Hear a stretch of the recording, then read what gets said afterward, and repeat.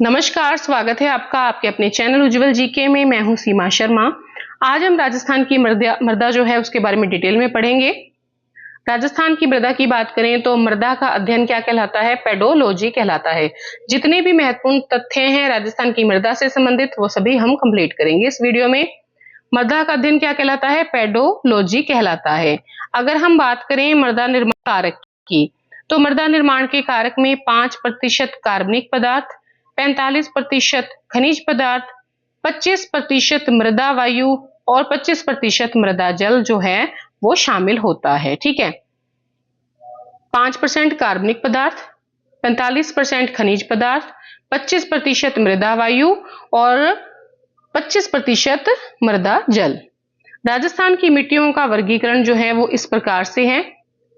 मिट्टियों में सर्वाधिक विषमता होती है। राजस्थान की मिट्टियों में सर्वाधिक विषमता है। सबसे पहले बात करें मरुस्थलीय मिट्टी की, तो इस मिट्टी में जल धारण करने की क्षमता अधिक होती है। इस कारण इसे प्यासी मिट्टी भी कहते हैं। किस मिट्टी को प्यासी मिट्टी कहते हैं? मरुस्थलीय मिट्टी को, क्योंकि इस मिट्टी में जल धारण करने की क्षमता अधिक होती है। राजस्थान में सर्वाधिक विस्तार जो है वो मरुस्थलीय मिट्टी का है। विस्तार कहाँ कहाँ पर है? बीकानेर में है, जैसलमेर में, बाड़मेर में, जोधपुर ग्रामीण, फलोदी, चूरू, अनूपगढ़, श्रीगंगानगर, हनुमानगढ़। ठीक है, ये सभी मरुस्थलीय मिट्टी के क्षेत्र हैं। फसल बात करें अगर मरुस्थलीय मिट्टी में कौन सी लगती है, तो जीरा है, इसबगोल है, ग्वार है, बाजरा है, मोठ है, चना है। ठीक है, तो ये जो है फसलें यहाँ मरुस्थलीय मिट्टी में लगती है। जीरा, इसबगोल, ग्वार, बाजरा, मोठ, चना। अब देखिए मरुस्थलीय मिट्टी का क्षेत्र कितना अधिक है, फिर भूरी रेतीली मिट्टी क्षेत्र, फिर जलोढ़ मिट्टी का क्षेत्र, लाल पीली मिट्टी का क्षेत्र देख लें, मध्यम काली मिट्टी का, लाल काली मिट्टी का, लाल लोमी मिट्टी का और पर्वतीय मिट्टी और लवणीय मिट्टी। तो ये 9 प्रकार की मिट्टियां जो हैं हमारे राजस्थान में पाई जाती हैं। आगे बात करें, सेकंड है भूरी रेतीली मिट्टी। विस्तार इसका है सीकर, चूरू, झुंझुनू, नीमका थाना, नागौर, डीडवाना, पाली। ठीक है, तो देखिए कहां पर है एरिया, ये वाला एरिया है भूरी रेतीली मिट्टी का। ठीक है, कहां कहां पर है, तो ये है सीकर, चूरू, झुंझुनू, नीमका थाना, नागौर, डीडवाना और पाली। फसल की बात करें तो जीरा, इसबगोल, गवार, बाजरा, मोठ, चना, ये भूरी रेतीली मिट्टी जो है क्षेत्र में उगती हैं फसलें।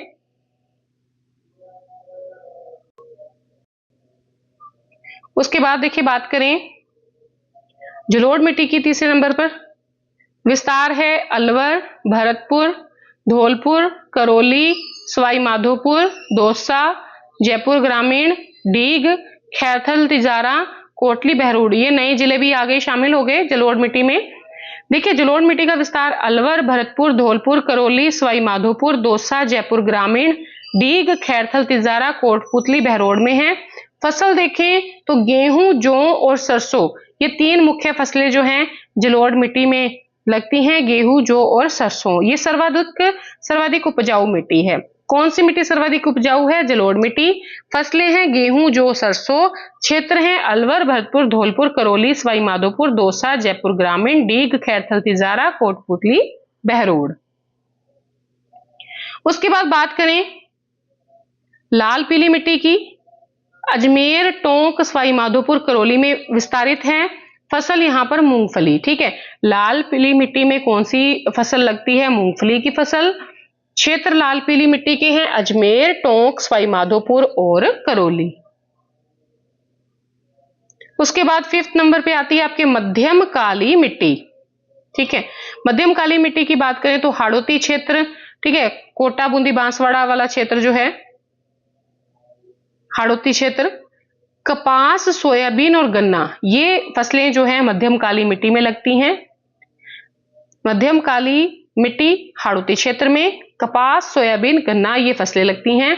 उसके बाद बात करें लाल काली मिट्टी की, तो लाल काली मिट्टी का जो विस्तार क्षेत्र है वो है आपके उदयपुर, डूंगरपुर, बांसवाड़ा, प्रतापगढ़, चित्तौड़गढ़, भीलवाड़ा, सलूम्बर। ठीक है, तो लाल काली मिट्टी कहां कहां पर लगती है? उदयपुर, डूंगरपुर, बांसवाड़ा, प्रतापगढ़, चित्तौड़गढ़, भीलवाड़ा, सलूम्बर, फसलें देखिए लाल काली मिट्टी में तो मक्का, अफीम, कपास, गन्ना।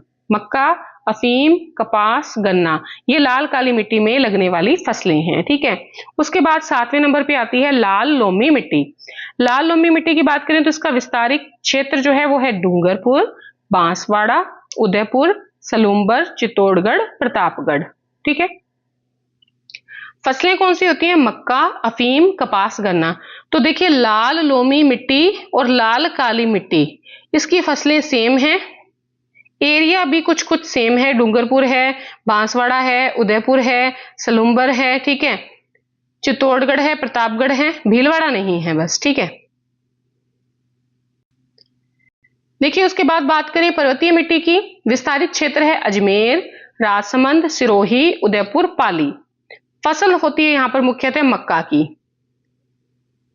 पर्वतीय मिट्टी, विस्तारित क्षेत्र अजमेर, राजसमंद, सिरोही, उदयपुर, पाली, मक्का की फसल होती है। पर्वतीय ढालों पर मक्का की कृषि की जाती है सीढ़ी नुमा क्षेत्र में। ठीक है, ये भी याद रखिएगा। फिर अगली जो मिट्टी है वो है 9वें प्रकार की मिट्टी, लवणीय मिट्टी। जालोर में, सांचौर में, सिरोही में, श्री गंगानगर में, हनुमानगढ़ में। यहां पर फसल लगती है मुख्य रूप से अमरूद, आंवला, जामुन। ठीक है, अमरूद, आंवला, जामुन के लिए लवणीय मिट्टी बेस्ट है। जालोर, सांचौर, सिरोही, श्री गंगानगर, हनुमानगढ़ में है। राजस्थान कृषि विभाग के अनुसार राजस्थान की मिट्टियों को 14 भागों में बांटा गया है। इंपॉर्टेंट है, राजस्थान कृषि विभाग ने 14 भागों में मिट्टियों को बांटा है। पहली है मरुस्थलीय मिट्टी, संपूर्ण मरुस्थलीय जिले में मिलती है। फिर है कैल्सी ब्राउन मरुस्थलीय मिट्टी, ये बीकानेर और जैसलमेर में मिलती है। ठीक है, मरुस्थलीय मिट्टी संपूर्ण मरुस्थलीय क्षेत्र में, कैल्सी ब्राउन मरुस्थलीय मिट्टी बीकानेर जैसलमेर में। फिर है मरुस्थलीय या बालू का स्तूप मिट्टी, ये है बीकानेर, जैसलमेर, बाड़मेर, जोधपुर, जोधपुर ग्रामीण में मरुस्थलीय मिट्टी या बालू का स्तूप मिट्टी। फिर आती है रेवेरिना मिट्टी। रेवेरिना मिट्टी जो है ये श्री गंगानगर में, सिरोजम मिट्टी श्री गंगानगर में, जिप्सी फेरम मिट्टी बीकानेर में। ठीक है, तो कई बार पूछा गया है जिप्सी फेरम मिट्टी के बारे में, ठीक है, और सिरोजम मिट्टी के बारे में। तो सिरोजम मिट्टी जो है ये गंगानगर में, जिप्सी फेरम मिट्टी बीकानेर में, रेवेरिना श्री गंगानगर में, बालू का स्तूप मिट्टी बीकानेर, जैसलमेर, बाड़मेर, जोधपुर ग्रामीण में। कैल्सी ब्राउन भी पूछी गई है मिट्टी, तो ये कैल्सी ब्राउन मरुस्थलीय मिट्टी ये बीकानेर और जैसलमेर में।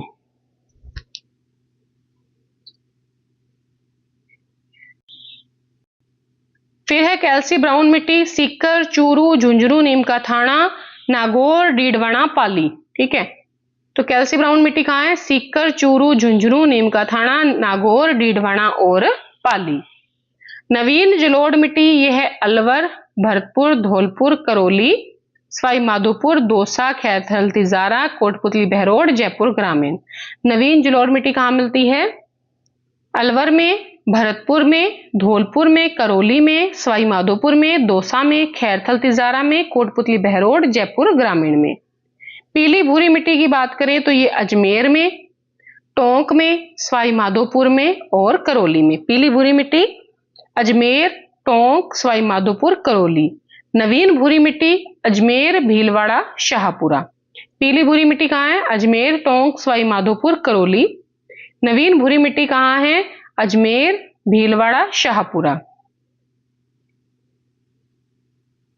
लाल लोमी मिट्टी, लाल लोमी मिट्टी मिलती है उदयपुर, डूंगरपुर, बांसवाड़ा, सलूम्बर, प्रतापगढ़, चित्तौड़गढ़। ठीक है, लाल लोमी मिट्टी कहाँ है? उदयपुर, डूंगरपुर, बांसवाड़ा, सलूम्बर, प्रतापगढ़ और चित्तौड़गढ़ में।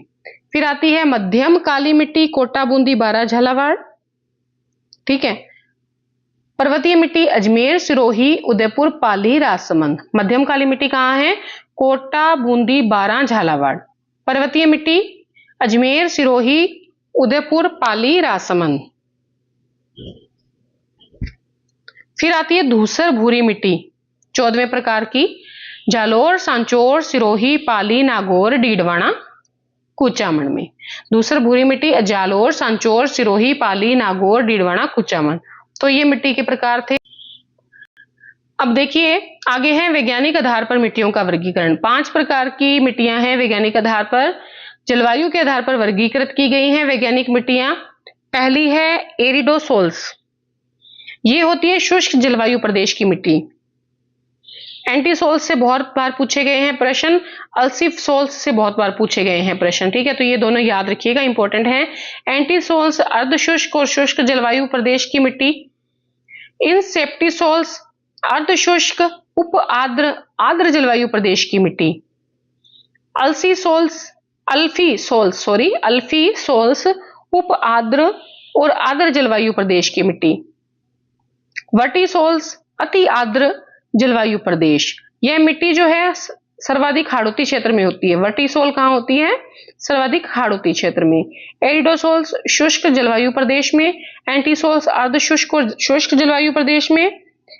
इन सेप्टिसोल्स अर्ध शुष्क उप आर्द्र आर्द्र जलवायु प्रदेश में। अल्फीसोल्स उपाद्र और आर्द्र जलवायु प्रदेश में। वर्टिसोल्स अति आर्द्र जलवायु प्रदेश में। वर्टिसोल जो है वो सर्वाधिक हाड़ौती क्षेत्र में मिलती है। तो ये एरिया है पांचों का।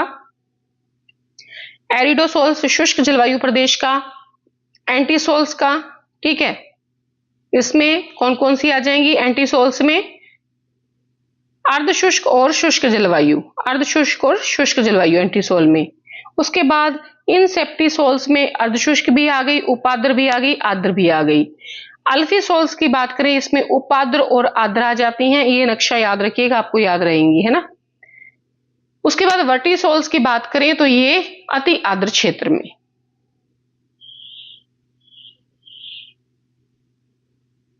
ठीक है, ध्यान रखिएगा। अब बात करें नदियों के आधार पर मिट्टियों का वर्गीकरण, तो घग्गर बेसिन भूरी मटियार दोमट मिट्टी मिलती है। लूणी बेसिन भूरी दोमट मिट्टी मिलती है। बनास बेसिन भूरी मटियार दोमट मिट्टी।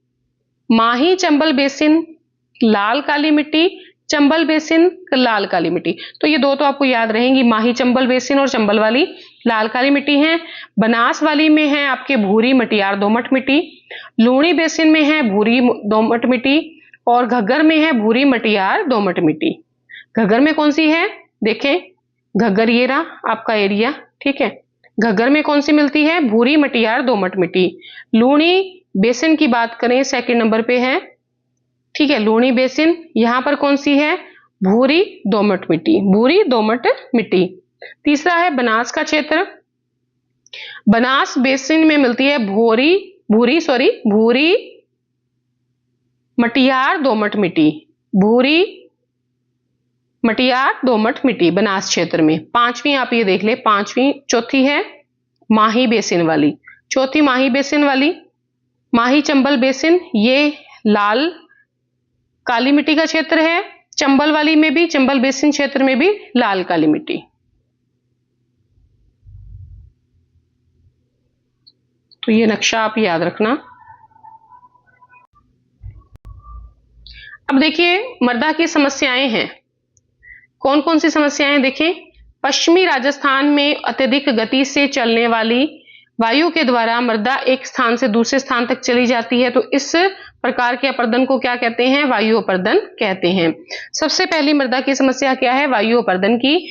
पश्चिमी राजस्थान में अत्यधिक गति से चलने वाली वायु के द्वारा मृदा एक स्थान से दूसरे स्थान तक चली जाती है, जिसे क्या कहते हैं? वायु अपर्दन।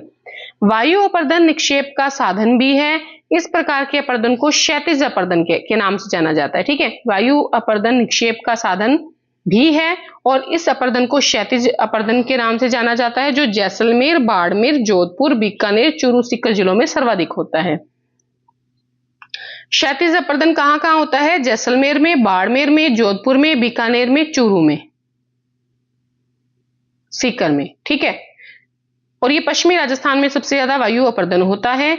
इन जिलों में हमें विभिन्न प्रकार के बालू का स्तूप मिलते हैं या रेत के टीले जो हैं वो देखने को मिलते हैं, जो कि वायु के द्वारा निर्मित होते हैं। उसके बाद अगला आता है आवरण अपर्दन। वायु अपर्दन के बाद आवरण अपर्दन, जब बहुत ज्यादा जो वार्षिक वर्षा वाले क्षेत्र होते हैं वहां पर वर्षा के कारण भूमि की जो ऊपरी परत होती है उससे पोषक तत्व बहकर बाहर निकल जाते हैं। इसके कारण भूमि जो होती है कृषि योग्य नहीं रह पाती, जिसको क्या कहते हैं, आवरण अपरदन कहते हैं। जब बहुत ज्यादा बारिश होती है और बारिश वाले जो क्षेत्र होते हैं वहां पर भूमि की ऊपरी परत जो है उससे पोषक तत्व बाहर निकल जाते हैं, जिससे भूमि कृषि योग्य नहीं रहती, जिसको आवरण अपरदन कहते हैं। इस प्रकार का जो अपरदन होता है वो वर्षा ऋतु में अरावली पर्वतीय प्रदेशों के पूर्वी भागों में ज्यादा होता है, जैसे कि सिरोही है, राजसमंद है, उदयपुर, क्योंकि ये अतिवृष्टि क्षेत्र में पड़ता है। इस प्रकार के अपरदन को चादरी अपरदन भी कहते हैं। क्या कहते हैं, चादरी अपरदन भी कहते हैं, आवरण अपरदन भी कहते हैं। वायु अपरदन हो गया, उसके बाद हो गया आपके आवरण अपरदन, और तीसरा आ गया अवनालिका अपरदन। अवनालिका अपरदन जो है, इस प्रकार का अपरदन नदी के द्वारा किया जाता है। यह सर्वाधिक धौलपुर में, करौली में, सवाई माधोपुर में, कोटा में होता है। ठीक है, अवनालिका अपरदन कहां होता है, धौलपुर में, करौली में, सवाई माधोपुर में और कोटा में सबसे ज्यादा होता है। ये नदी के द्वारा होता है। अब आती है आपके सेम की समस्या। यह समस्या उस क्षेत्र में होती है जहां जल की मात्रा अधिक होती है, क्योंकि जल मृदा परिच्छेदिका में चला जाता है। ठीक है, क्योंकि जल जो होता है वो मृदा की परिच्छेदिका में चला जाता है। सेम की समस्या जहां पर जल की मात्रा ज्यादा होती है वहां पर होती है। मृदा परिच्छेदिका में उपस्थित जो कैल्शियम होता है, ठीक है, कैल्शियम में जल मिल जाता है, जहां से जल तथा कैल्शियम मृदा की ऊपरी परत पर आ जाते हैं। यहां से जल वाष्पित हो जाता है और कैल्शियम की सफेद परत जम जाती है, जिसे सेम की समस्या कहते हैं। क्या होता है सेम की समस्या, मृदा परिच्छेदिका में उपस्थित जो कैल्शियम है उसमें जल मिल जाता है। जल और कैल्शियम मिट्टी की ऊपरी परत में आ जाते हैं, जहां से जल वाष्पित होने लग जाता है। कैल्शियम की एक व्हाइट जो परत है वो जम जाती है, जिसे सेम की समस्या कहते हैं। सेम की समस्या को दूर करने के लिए जिप्सम का उपयोग करना चाहिए। फिर है इंडो डच परियोजना। शुरुआत हुई थी इसकी 2003 में। सहयोग था नीदरलैंड का। उद्देश्य था सेम की समस्या को रोकने के लिए सफेदा का रोपण करना, या जिसको यूकेलिप्टस भी कहते हैं। तो इंडो डच परियोजना ये थी कि जहां पर सेम की समस्या है वहां पर सफेदे का रोपण किया जाए, यूकेलिप्टस का रोपण किया जाए। सहयोग था नीदरलैंड का। शुरुआत की गई थी 2003 में। अब देखिए अन्य महत्वपूर्ण तथ्य देखें तो सेम की जो सर्वाधिक समस्या है वो कहां पर है, राजस्थान में। तो वो आपके बड़ोपल गांव, हनुमानगढ़ और श्री गंगानगर में है। ठीक है, सेम की सर्वाधिक समस्या कहां पर है, बड़ोपल गांव, हनुमानगढ़ तथा श्री गंगानगर में। सेम की सर्वाधिक समस्या आईजीसीपी में है, आईजीसीपी। मृदा में निम्न पोषक तत्व होते हैं। कौन कौन से होते हैं, nitrogen, phosphorus, potassium, calcium. Rajasthan में मृदा प्रशिक्षण प्रयोगशाला कहां पर है, जयपुर और जोधपुर में। मृदा में कौन कौन से पोषक तत्व होते हैं, नाइट्रोजन, फास्फोरस, पोटेशियम, कैल्शियम। राज्य में मृदा परीक्षण प्रयोगशाला जयपुर, जोधपुर में है। सिंचित भूमि को चाही तथा असिंचित भूमि को बारानी भूमि कहते हैं। सिंचित भूमि को चाही भूमि कहते हैं और असिंचित भूमि को बारानी भूमि कहते हैं। मृदा निर्माण में 5 कारक जो हैं वो मुख्य होते हैं। जनक पदार्थ, मृदा के पोषक तत्व जनक पदार्थ कहलाते हैं। जलवायु, 2 भिन्न जलवायु में एक ही जनक पदार्थ 2 भिन्न मृदा का निर्माण करते हैं। 2 भिन्न जलवायु में एक ही जनक पदार्थ 2 भिन्न मृदा का निर्माण करते हैं। फिर है जैविक पदार्थ, पेड़ पौधे, जीव जंतु। ठीक है, ये भी क्या करते हैं, मृदा निर्माण के कारक है। जनक पदार्थ, जलवायु, जैविक पदार्थ, स्थल आकृति और समय अवधि। जैविक पदार्थ, पेड़ पौधे, जीव जंतु। स्थल आकृति अपरदन की क्रिया के द्वारा निर्मित होते हैं।